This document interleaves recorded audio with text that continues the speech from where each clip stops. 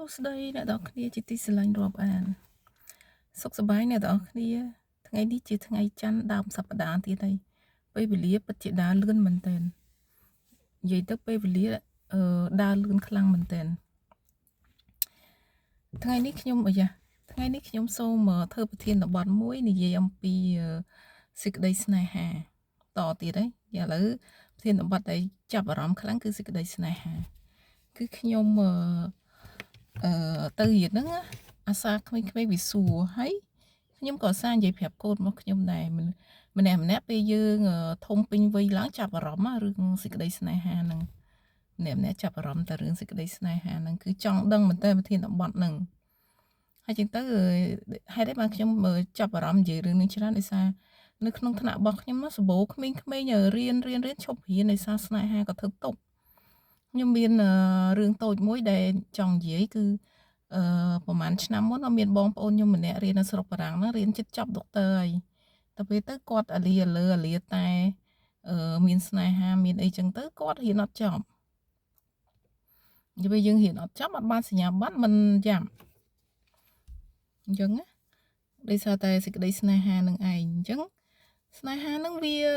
ជាកន្លែងគេសភាវគតិរបស់ធម្មជាតិហ្នឹងមនុស្សយើងតែកើតឡើងហើយគឺមានឯណាក៏មាននៅស្នេហាហ្នឹងមានកើតឡើងសុបាយស្នេហាស្រឡាញ់គ្នាប៉ុន្តែបន្ទាប់ពីមានស្នេហាហើយត្រូវមានការទទួលខុសត្រូវតែមានស្នេហានៅមួយគ្នាការមានប្តីមានប្រពន្ធអីចឹងទៅមានកូនដល់ពេលមានកូនកើតមកវាត្រូវការទទួលខុសត្រូវលើកូនហ្នឹងដូចជាកូនកើតមកត្រូវការញ៉ាំត្រូវការទៅដល់គោត្រូវការលុយត្រូវការស្អីផ្សេងទៀតអញ្ចឹងបើយើងបង្កើតសេចក្តីស្នេហាយើងមានសេចក្តីស្នេហាហើយយើងអត់ដឹងថាត្រូវដោះស្រាយមិនមួយសេចក្តីស្នេហាហ្នឹងស្នេហាវាកើតតែមួយឈុចមួយឈុលហ្នឹងបន្ទាប់ពីវាទៅបាត់ទៅវានៅសល់បញ្ហាឲ្យមនុស្សយើងទាំងអស់គ្នាត្រូវការដោះស្រាយខ្ញុំនិយាយនេះដោយសារក្នុងថ្នាក់ខ្ញុំវាសបោក្មេងៗអារៀនហ្នឹងមានស្នេហាហ្នឹងវាច្រើនមែនតើមកខ្ញុំឃើញខ្ញុំសង្វេគខ្ញុំអាណិតពួកវាវិញចឹងថាអើយមានពេលរៀនហ្នឹងមិនខំរៀនប្រកែយកសញ្ញាបត្រឲ្យមានការងារមានលុយចាយសិនទៅអាស្នេហាហ្នឹងថ្ងៃណាក៏វាបានដែរប៉ុន្តែអត់ទេធម្មជាតិហ្នឹងដូចវាប្រជែងគ្នាប្រឆាំងគ្នាមិនទេអំឡុងពេលដែលយើងកំពុងតែខំរៀនខំប្រឹងប្រែងអាស្នេហាហ្នឹងវាមកដែរវាមកប្រកិតមួយយើងនៅឲ្យយើងក្នុងពេលតែមួយហ្នឹងមានរឿង2 3ឲ្យយើងដោះស្រាយអញ្ចឹងវាដូចនិយាយទៅបើអ្នកដែលគេមានសេចក្តីស្នេហាគេឮខ្ញុំនិយាយអញ្ចឹងគេខឹងងំគេថាស្នេហាគេវាអស់ចាគេរស់ដោយសារសេចក្តីស្នេហាតែពិតអត់ទេយើងកំពុងតែរៀនដល់ពេលអាស្នេហាហ្នឹងចូលមកដូចជាមេរោគមកបំផ្លាញចង់និយាយថាអារម្មណ៍ការផ្ដោតអារម្មណ៍ការចង់ចេះចង់ដឹងយើងនៅពេលវេលាប៉ុន្តែអ្នកនរគ្នាបើមានសេចក្តីស្នេហាហើយខំប្រឹងរៀនខំប្រឹងធ្វើការខំប្រឹងដើម្បីគោលដៅនៃសេចក្តីស្នេហាហ្នឹងឲ្យយើងថាយើងខំប្រឹងប្រែងទៅចុងក្រោយយើងនៅមួយគ្នាមានលុយមានអីអានឹងផ្សេងអានឹងគោលដៅដែលធ្វើឲ្យយើងចំណេញប៉ុន្តែពីច្រើនគ្មានទេតែមានស្នេហាហើយណោះអាម៉ោងគ្រូរៀនហ្នឹងទៅណាទៅណីទៅញ៉ាំអីមួយគ្នាអត់មករៀនក៏មានខ្លះរៀនខឹងគ្នាឆ្លោះគ្នាបែកចិត្តទៅរៀនអត់ចូលជក់បរិយជក់អីចឹងណាហើយខ្ញុំឃើញអញ្ចឹងខ្ញុំមិនហ៊ានថាអីគេទេព្រោះអីកូនគេស្រុកប្រាំងនេះកូនគេហៅលីបែកទេគេខ្លាំងមែនតើហ្មងខ្ញុំព្រោះឡើងតែគេសួរខ្ញុំមិនខ្ញុំនិយាយហើយក៏ខ្ញុំមិនហ៊ាននិយាយច្រើនទេខ្ញុំនិយាយបន្តិចតួចឲ្យមើលសិនតែគេអូខេអត់បើគេអត់អូខេនិយាយតែបន្តិចហ្នឹងបានហើយប៉ុន្តែខ្ញុំអាសាក្មេងៗសួរខ្ញុំដោយសារខ្ញុំរៀនខ្ញុំអាយុច្រើនជាងគេ44ឆ្នាំមករៀនមួយក្មេងអាយុ20ឆ្នាំ22 24 23ក្នុងថ្នាក់ខ្ញុំអាយុដែលបន្ទាប់ពីខ្ញុំមកគឺ38 35តែ3នាក់ហ្នឹងអាយុច្រើនក្រៅពីហ្នឹងក្មេងៗខ្ញុំហ្នឹងវាបងធំហ្មងគឺ44ប៉ុន្តែក៏មើលមុខក្មេងលហកម៉ាក់កាយេចាស់ហើយតម៉ាក់កាយេថែមមិនទេមករៀនហ្នឹងម៉ាក់កាយេដល់កដោយសារអីពួកខ្ញុំចាស់ហើយឲ្យខ្ញុំស្អាតមិនតម៉ាក់កាយេថែមมันវាស្អាតខ្លះវាប្លំមួយក្មេងបានហើយនិយាយតទៀតដល់គ្នាខ្ញុំមើលសិនខ្ញុំចូល8កន្លះលើទៅ8 10 នាទីខ្ញុំសល់ពេល20នាទីទៀតខ្ញុំបាននិយាយបានហើយចឹងទៅខ្ញុំប្រាប់ពួកគាត់ថាឲ្យមានសិនទៅស្នេហាណាឲ្យដឹងឲ្យសិក្សាអ្នកមានសិទ្ធិស្រឡាញ់ប៉ុន្តែអ្នកគុំទៅឲ្យវាជ្រុលពេកណា cònស្រឡាញ់គ្នាមើលចិត្តគ្នាបន្តិចបន្តិចសិនទៅកុំតាន់ប្រឡូក100លើ100ទុក20%មានស្នេហាយល់សិក្សាពីគ្នាតាម80ទៀតរៀនហើយបើអ្នកឯងអត់ដឹងទេមើលខ្ញុំមកថ្ងៃហ្នឹងសិតតែក្តីស្នេហាហ្នឹងព្រលឹមឡើងជូនកូននិយាយឡើងទៅយកកូនទៅដាំបាយសៅអាទិត្យគេសម្រាប់ខ្ញុំសៅអាទិត្យមានណាសៅអាទិត្យឡើងប៉ោងឯងសៅអាទិត្យហ្នឹងយើងត្រូវធ្វើម្ហូបសម្រាប់ថ្ងៃច័ន្ទអង្គារពុធសៅអាទិត្យហ្នឹងធ្វើនំនេះនំណែកនំស្អីដែលកូនចង់ញ៉ាំហ្នឹងធ្វើឲ្យកូនញ៉ាំ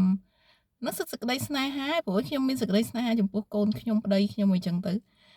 ខ្ញុំធ្វើទៅដើម្បីឲ្យពួកគាត់ញ៉ាំបានសប្បាយចិត្តបានញ៉ាំឆ្ងាញ់មានកម្លាំងអីចឹងហ្នឹងសិតសេចក្តីស្នេហាហើយព្រលឹមឡើងមួម៉ៅរឿងអាកូនអាណាអាណីជ្រាបចំអាណាតន់មិនតន់ថ្ងៃខ្លះខឹងថ្ងៃខ្លះអត់ខឹងប៉ុន្តែថ្ងៃនេះសប្បាយចិត្តមែនតែនហ្មងណាពួកកូនរបស់ខ្ញុំមិនសឹមខ្ញុំស្ដីឲ្យទៅគាត់ដឹងកំហុសគាត់កែប្រែជាថ្មីគាត់អត់ថាលេងគេលេងធ្វើខ្លួនគេយឺតដូចកាមុនឯលេងខ្ញុំស្ដីឲ្យគឺគេខំប្រឹងប្រែងធ្វើខ្លួនឯងហើយចឹងទៅគឺយើងសប្បាយចិត្តហើយអ្នកទាំងអស់គ្នាដឹងអីរាល់ថ្ងៃនេះខ្ញុំមករៀនណាខ្ញុំជិះឡានហើយប៉ុន្តែមកដល់ថ្នាក់ទៅខ្ញុំអង្គុយសម្រាប់10នាទីសិនមកខ្ញុំឡើងទៅរៀនដោយសារអីខ្ញុំវាហត់ព្រលឹមឡើងដឹងជាស្អីបថាខ្ញុំជឿជាក់ថាមេដាគ្រប់រូបគឺដូចគ្នាអត់ខុសគ្នាតែគឺថាដូចគ្នាអ្នកខ្លះអាចធ្ងន់ជាងខ្ញុំទៀតអ្នកខ្លះអាចស្រាលជាងខ្ញុំទៀតក៏ថាបានដែរអាហ្នឹងសិតជាលទ្ធផលនៃសេចក្តីស្នេហាហ្នឹងហើយបង្កើតពួកគាត់មកត្រូវមើលថែឲ្យគាត់ខ្លាចជាមនុស្សល្អនៅក្នុងសង្គមឲ្យគាត់ខ្លាចទៅជាមនុស្សដែលមានគុណតម្លៃណាអ្នកនរគ្នាត្រូវការព្យាយាមអប់រំបរៀនគាត់ច្រើនណាហើយត្រូវការអត់ធ្មត់ច្រើនណាហើយនិយាយពីអាហ្នឹងគ្រាន់តែខ្ញុំជាគ្រាន់តែអ្នកជូនធ្វើម្ហូបអាហារអត់គិតទៅរកលុយទេប្តីអ្នកទៅរកលុយមិនចំកូនហើយគាត់ទៅរកលុយហ្នឹងក៏អត់ស្រួលដែរគឺពិបាកមិនដឹងថាគាត់ទៅរាល់ថ្ងៃហ្នឹងជួបរឿងអីខ្លះរឿង stress រឿងការងារអីផ្សេងគាត់ថាបានវាធម្មតារបស់ជីវិតមនុស្សវាទៅដោយធ្វើការរលូនគ្មានឧបសគ្គអត់មានទេគ្រាន់តែមានវាតិចហើយច្រើនតែប៉ុណ្្នឹងឯងហ្នឹងជាលទ្ធផលនៃសេចក្តីស្នេហានឹងយើងមានស្នេហាយើងត្រូវដោះស្រាយហើយខ្ញុំប្រាប់ពួកគាត់ចឹងអ្នកឯងដឹងទេបើអ្នកឯងអត់ចង់រៀនទេអ្នកឯងរៀនទេអ្នកត្រូវនឹកឃើញដល់ឪពុកម្ដាយថាគាត់បានលះបង់ពេលវេលាលះបង់សេចក្តីសុខលះបង់អីច្រើនណាដើម្បីឲ្យយើងអាចមករៀនបានមួយថ្ងៃពេញមួយថ្ងៃនេះមករៀនណាត្រូវការសាំងឡានត្រូវការញ៉ាំត្រូវការកៅអៅត្រូវការសម្ភារៈជាច្រើនហើយយើងអត់ព្រមខំរៀនយកពេលវេលាទៅគិតទៅសិក្សាពីសេចក្តីស្នេហាហ្នឹងវាគ្រាន់តែជាមួយឆុចនៃព្រឹត្តិការណ៍នៃជីវិតយើងដែលយើងបានឆ្លងកាត់តែប៉ុណ្្នឹងវាមិនមានអីច្រើនទេខ្ញុំផ្ញើវីដេអូនេះចំពោះយុវវ័យជូនចំពោះយុវវ័យណាដែលបូជាសេចក្តីស្នេហាជ្រុលពេកភ្លើតភ្លើនជ្រុលពេកដល់ថ្នាក់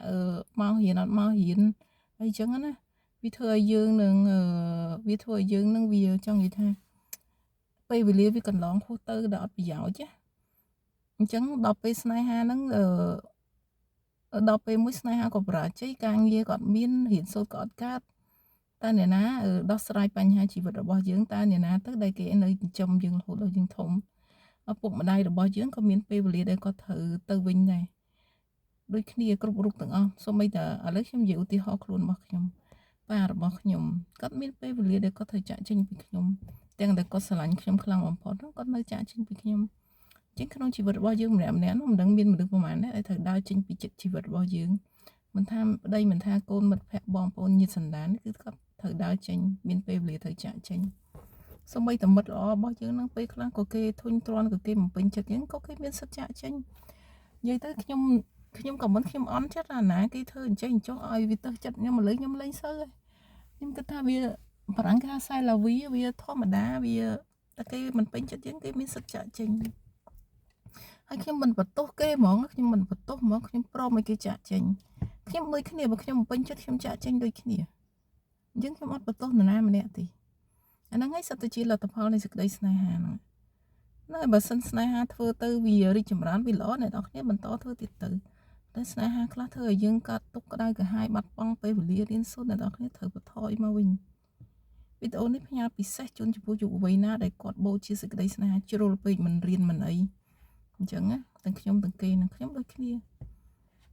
តែឥឡូវខ្ញុំនៅហួសវ័យសេចក្តីស្នេហារបស់ខ្ញុំវាហួសហើយវាហួសទលេកូន3ហើយមានអីទៀតមានត្រូវប្រឹងប្រែងមើលកូនវិញតែប៉ុណ្្នឹងឯងអ្នកនរគ្នាអរគុណច្រើនចំពោះការតាមដានវីដេអូរបស់ខ្ញុំ ជូនជាពិសេសគឺកូនស្រីទាំង3របស់ខ្ញុំទុកជាកម្រអនុស្សាវរីយ៍ហើយអ្នកទាំងអស់គ្នាណាដែលបានមើលឃើញវីដេអូនេះក៏ខ្ញុំសូមអឺគេហៅនិទានពីបញ្ហាជីវិតរបស់ខ្ញុំអ្វីដែលខ្ញុំឆ្លងកាត់តែប៉ុណ្ណឹងបើសិនជាមានការខុសឆ្គងលើសលួសឬមតិយោបល់មិនស្របនឹងកំណត់ទាំងអស់គ្នាអ្នកទាំងអស់គ្នាទេអ្នកគ្នាមិនបាច់មើលទេហើយខ្ញុំក៏សូមទោសអ្វីដែលខ្ញុំបាននិយាយអំបញ្ញមិញនេះគឺជាព្រឹត្តិការណ៍នៃជីវិតនិងទស្សនៈនៃជីវិតរបស់ខ្ញុំតែប៉ុណ្ណោះគ្មានចិត្តគ្មានចេតនាធ្វើឲ្យនរណាម្នាក់មានថាមានសេចក្តីទុកមានចិត្តក្តៅក្រហាយ